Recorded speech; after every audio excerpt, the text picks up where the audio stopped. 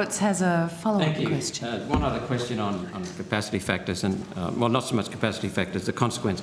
You're responsible for increasing use of clean energy, according to what I understand the department says. What is the current setting? What are your current settings for wind and solar overbuild to replace baseload power, given the lower capacity factor, especially at peak times when it's down to around under 10%? Is there a similar policy concerning batteries? So first of all, what's your policy for making sure we've got energy when baseload power is destroyed? And do you have a similar policy for batteries?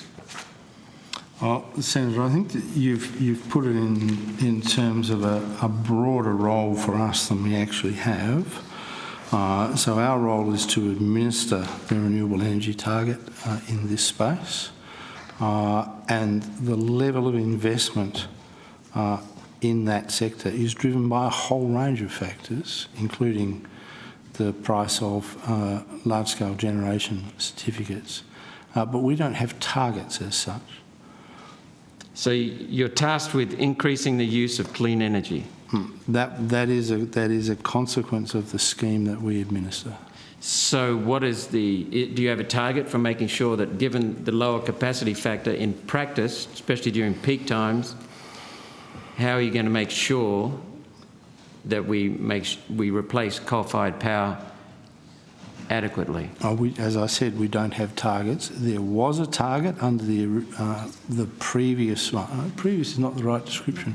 At an earlier point, there was a target under the renewable energy target of 33,000 gigawatt hours per annum. That's been well exceeded. It was roughly 42,000 last year, and we expect that to be even higher than this year. So it has exceeded the target that is in legislation, and we are increasingly seeing those certificates being used through surrender mechanisms to back claims of the use of renewable energy. So that's fine for people operating wind and solar complexes. What about the consumer? What about the manufacturer? What about the farmer who wants electricity? Minister, what guarantees have we got that this is going to have adequate electricity, especially when capacity factors at peak times are less than 10%, wind and solar?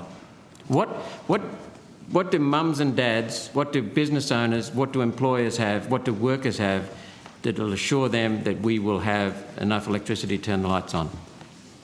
Senator Roberts, we've sort of talked a little bit already about this entity not being... No, I'm asking you now. I've stopped. I understand that, but we are following a program which allows the interrogation of public expenditure according to an agenda that circulated well in advance of the hearings. So we have had the officials at the table for many hours this morning who are in a position to talk about the operation of the energy market and the work that is being undertaken by the market bodies, you'll be able to tell me by then. State and territory governments. You'll be able to tell me.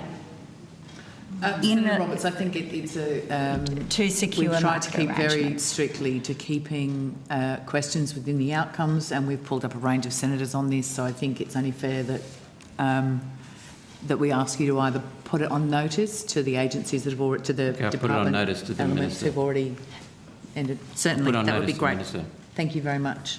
Thank Senator you. Roberts. And I Not a couldn't be problem. here earlier on because I was I appreciate that. shuffled around in other committees. Same boat as everyone.